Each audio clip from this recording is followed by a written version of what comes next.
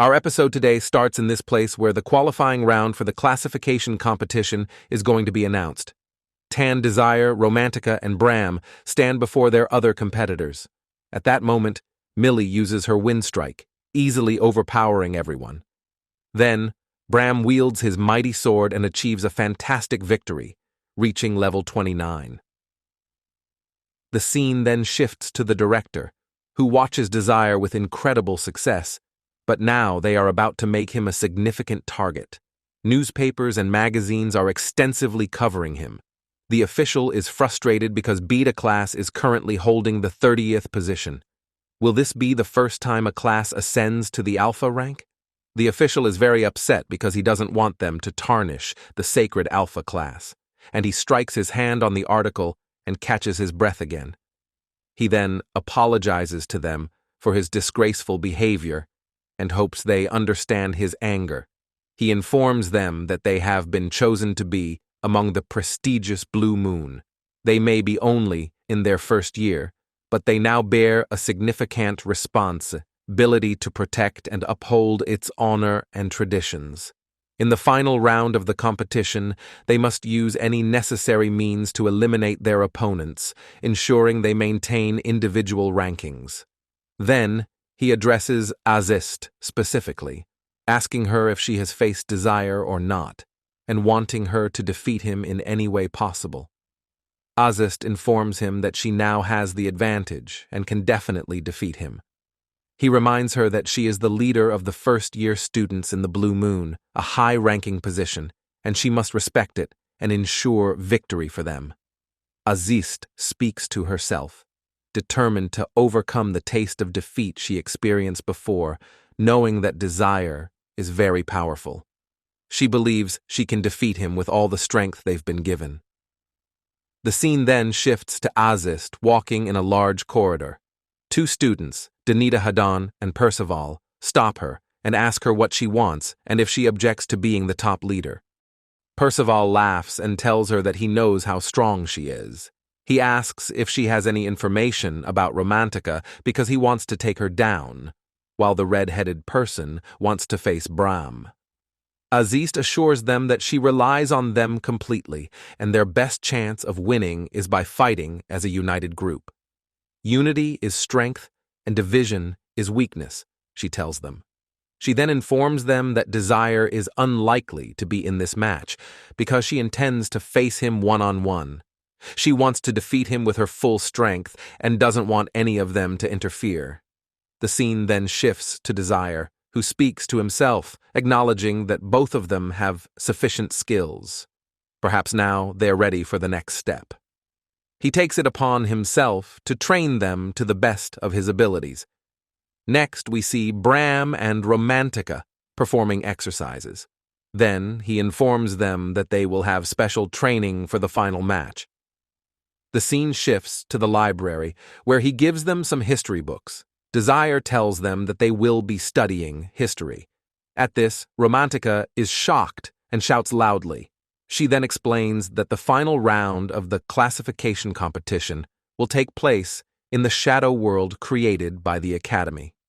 In this world, historical events are created by various standards, and if they can prevent these events from occurring, they will secure the world of shadows, making it entirely safe. Bram understands this and mentions that, if they have historical knowledge, it will help them in securing the world of shadows.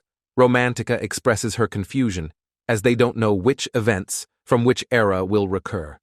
Desire playfully tells them that they will read all the books in the library. Bram and Romantica are shocked, and their hair stands on end. Desire speaks to himself, knowing that in any shadow world, the final round is already in the past. He doesn't disclose this fact to them, and everyone continues to read the books intently. Desire and his friends sit down to read their history books, and Bram keeps glancing in Desire's direction, wanting to express his gratitude for everything Desire has done for him. However, he feels too embarrassed to do so.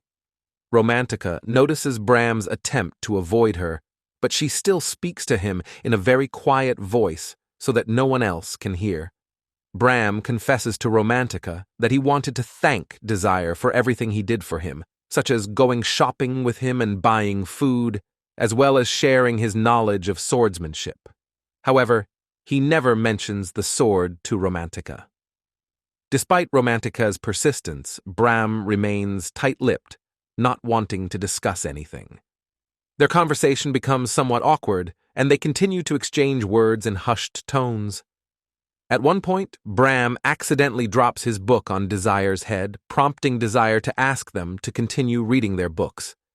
Desire apologizes to them, and they all return to their reading. Then, the sound of footsteps approaching is heard, and it's Azist who walks over to their table. They have been constantly watching each other. Azist comments that it has been a long time, around 2 months since their last battle. Desire mentions hearing that Azist has joined the Blue Moon, which he considers a wise choice as she deserves to be in the strongest faction at the Academy.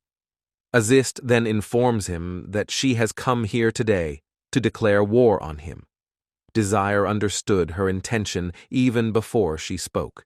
He tells her that it's in her nature to show respect to someone she knows is her opponent.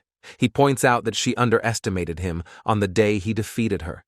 Azist apologizes for her previous actions but assures him that she won't let him win this time. She's determined to defeat him with all her might. Desire looks at her with a mocking expression, understanding that this is the spirit required to defeat her immediately. He knows that she must use this determination to become stronger. Desire then recalls the time when he exerted himself to fight Azist, wanting to ignite her fighting spirit so they could change their future. He asks her to continue evolving. Azist leaves the room, and we see in Desire's expression that he really wants to fight alongside her. On the following day, the day of the classification competition, all the students gather for this training. Journalists are taking pictures of everything happening in front of them. In the dark alley, Desire, Bram, and Romantica stand together. Desire explains that this is the final round and a significant event in the Academy. Many people from the town are flocking to witness this great battle, as if it were a festival. Romantica notices that Desire is wearing a necktie, and he tells her that she tied it this way because he prefers it. She asks if he's not hesitating in this matter. Romantica understands that he's the kind of guy who loves showing off. Bram suggests a solution by finding a necktie for their friend, so he won't be choked. After some thought, Desire agrees to let them find one for him. He then tells them to be ready, because it's the time of omens. Desire and his friends go out to the battleground, and the entire crowd welcomes them. The three of them are the focus of high expectations from the crowd. However, it's interesting to note that while most groups consist of many participants, Desire's group consists of only 3 members. The question remains whether they can win this grand battle. Azist's team is also seen along with Desire's team, and one of them comments that the person they're looking at doesn't seem strong. The girl advises them not to underestimate his defense and reminds them of what Professor Forgeman said about Desire. The competition's announcer then announces the start of the final round of the classification competition to secure the Shadow World for the participants. They need to prevent a specific event from happening. Desire remarks that they don't know anything about the incident, and Azist tells him that knowledge of the event is part of the mission to make fun of them. The announcer explains that in the Shadow World, it's allowed to use attack magic and other methods. However, if someone receives lethal damage or intervenes too much, they will be disqualified. The announcer informs the participants that those who secure the Shadow World and contribute to it will receive more points, and the top 10 players will be given individual classification titles. Desire contemplates what they need to do to secure an individual rank. He emphasizes that in the Shadow World, they must either secure themselves or defeat every participant here. Then, the magic gates open as the final round of the classification competition begins.